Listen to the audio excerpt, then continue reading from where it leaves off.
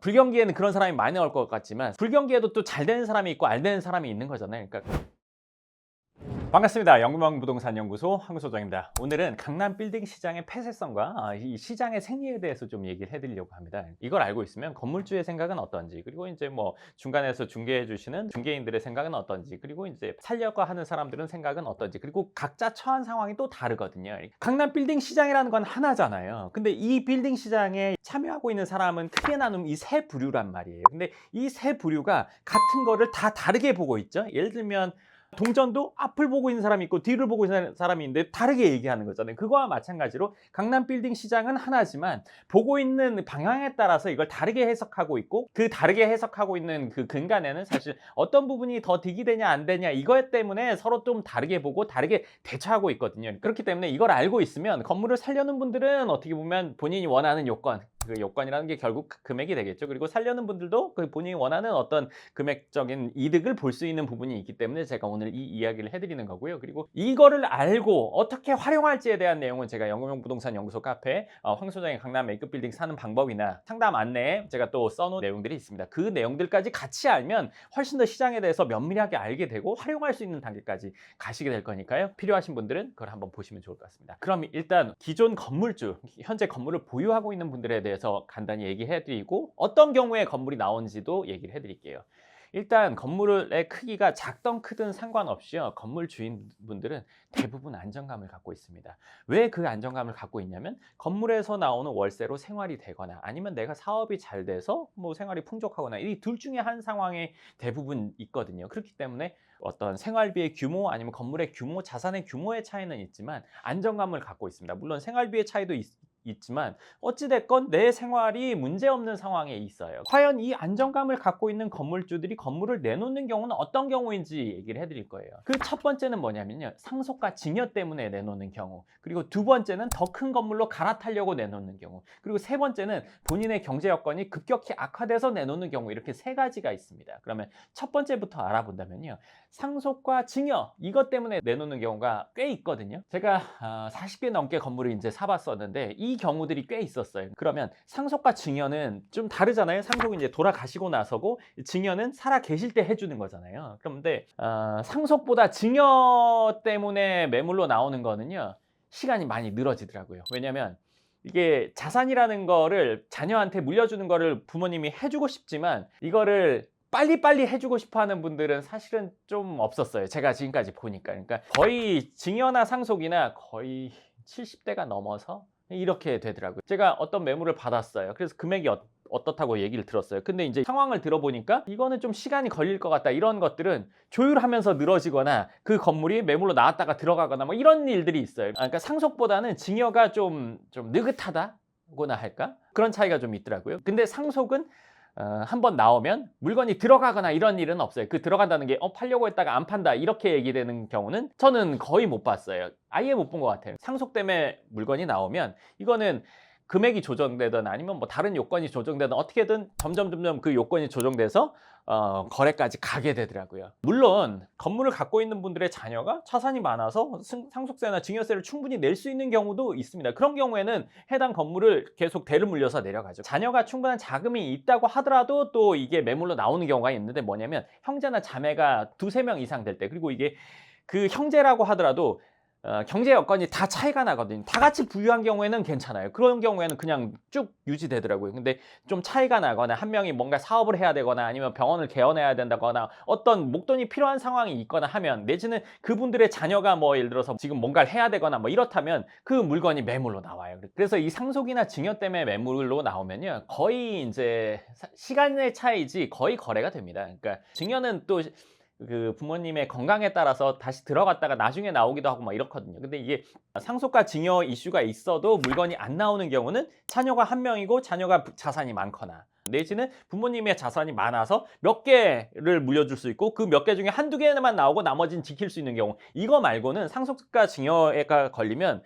거의 다 매각하는 쪽이 되더라고요. 이 경우가 아니면요. 근데 이제 이런 경우가 하나 있습니다. 예를 들면 뭐 한 3명이 갖고 있다고 칠게요. 그런데 이 3명이 3명 중에 2명은 팔고 싶고 1명은 조금 민기적대일 때가 있거든요. 근데 그 상태에서 시장으로 나오면 이게 정말 계약이 될 수 있는 상황까지 가기에 시간이 꽤 걸리는 경우가 많습니다. 1명이 끝까지 반대하는 경우도 있거든요. 그렇기 때문에 이 상속이나 증여로 매물이 나온 거를 가지고 여건이 좋아서 내가 막 달라붙었어요. 막 계약을 하려고 적극적으로 했어요. 그러면 그때 되면 이게 오히려 조건이 더 안 좋아지거나 내지는 시간이 더 끌어져서 지쳐서 이게 안 되는 경우도 있습니다. 쉽게 예를 들면 우리가 밥을 할 때 뜸 들이고 나서 뚜껑을 열어야 되는데 들기 전에 뚜껑 열었다 닫았다 하면 밥이 설 있잖아요. 그러니까 상속과 증여로 매물이 나왔을 때는 상속과 증여를 받는 분들이 100% 다 동의가 된 상황인지, 그리고 이 동의된 상황이 확고한지를 확인하는 게 더 중요해요. 그러고 나서 매물에 대해서 뭔가 접근을 해야지, 그렇지 않으면 중간에 예를 들어서 뭐 조건을 어쩌고저쩌고 하면 이게 그 소유자들끼리 어떤 이견이 생겨서 엉뚱한 방향으로 흘러가는 경우도 있거든요. 제가 그 상속과 증여에 관련된 건물들을 지금까지 사다 보면 정말 별의별 일이 많았어요.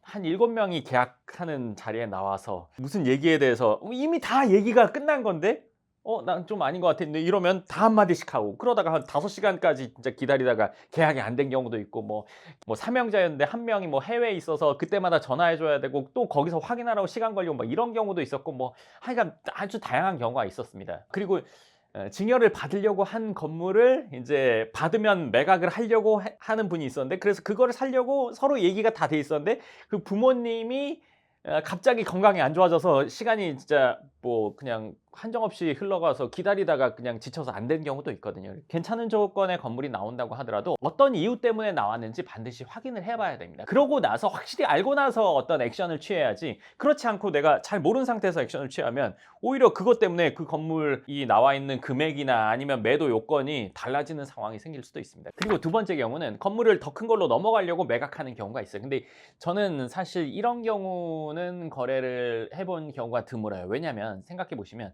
건물 갖고 있는데 더 큰 걸로 넘어가려고 파는 경우는 두 가지예요. 여기서 두 가지는 뭐냐면, 첫 번째는 내가 살려고 하는 건물이 정해져 있는 경우, 두 번째는 안 정해져 있는데 일단 팔려고 하는 경우거든요. 그러면 첫 번째 경우, 내가 어느 정도 되는 건물을 살려고 한 상태에서 내 건물을 팔려고 하면요, 내가 받아야 되는 건물 금액이 정해져요. 그러니까 이 금액을 받아야 이걸 살 수 있는 거. 이 건물의 상황이나 시세나 이게 중요한 게 아니라 이 사람은 자기가 필요한 돈을 받아야 되는 거예요. 이거는 시장과 안 맞는 경우가 많아요. 비싸게 나온 경우가 많다는 거죠. 쉽게 말하면. 그런 경우가 있고, 두 번째는 뭐냐면 내가 아직 뭘 살지는 정해지진 않았지만 팔고 더 높은 걸로 갈 거야 하면, 이 사람은 시간이 안 정해졌잖아요. 모든 계약이나 아니면 모든 결정이나 마감 시한이 어느 정도는 정해져 있어야 되는데 그게 안 정해져 있으면 얼마의 금액 팔까 말까로 이 건물이 매물로 나왔다가 들어갔다가 왔다 갔다 해요. 그러니까 이 다음 건물로 넘어가려고 하는 경우에 매물을 내놓는 이런 건물 같은 경우는요, 그런 경우는 사실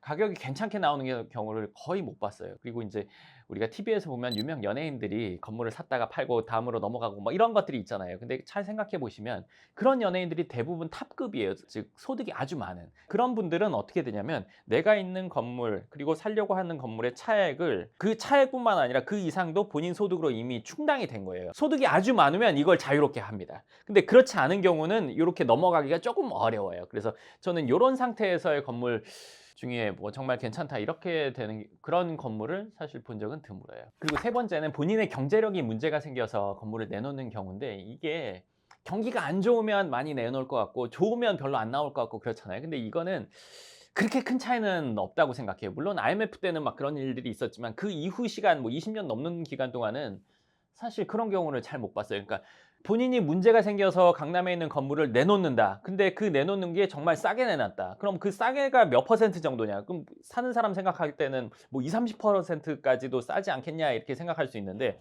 사실 그 정도는 저는 뭐 한 번도 본 적은 없는 것 같아요. 싸다고 해봐야 아무나 막 부르는 그런 호가 말고 정확한 시세 대비 한 15%? 뭐 이 정도 선에서 이루어지는데, 이런 건물도 막 쏟아져 나온다? 이렇게 되지는 않더라고요. 그리고 또 하나는 시기에 따라서 막 어떨 때는 많이 나오고 적게 나오고 이렇게 되지도 않았어요. 이게 본인이 하는 사업에 따라서 아니면 본인의 어떤 뭐 어려움을 겪는 뭐 이거에 따라서 나오는 거기 때문에요.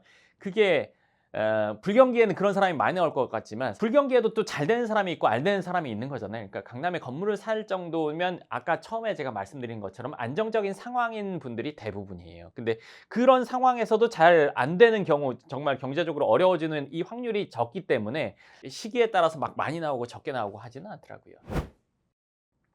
네, 그래서 오늘은 강남 빌딩 시장에 참여하고 있는 세 사람 중에 첫 번째, 기존 건물주, 현재 건물주에 대해서 알아봤어요. 근데 제가 보니까 첫 번째, 두 번째, 세 번째 이런 상황에서 건물을 내놓는데, 제가 지금까지 제일 많이 본 거는 첫 번째 경우가 제일 많았어요. 두 번째 거는 팔려고 했다가 다시 넣었다가 이런 경우가 많았고, 그리고 다음 건물이 정해지지 않으면 이분들도 건물을 매각하기가 쉽지 않거든요, 심적으로. 그리고 세 번째 경우는 사실 잘 못 봤어요. 시장에서도 이 첫 번째 경우가 제일 많다고 저는 생각합니다. 물론 이제 우리가 건물을 사려고 하는 분들이라면 이런 요건들을 한번 확인해 봐야 돼요. 그리고 그거에 따라서 대처를 해야 되겠죠. 다음에는 부동산 중개인과 그리고 건물을 살려고 하는 분들에 대해서 이야기해 드리도록 하겠습니다. 그럼 이번 영상 여기까지 하고 다음 영상에서 뵙겠습니다.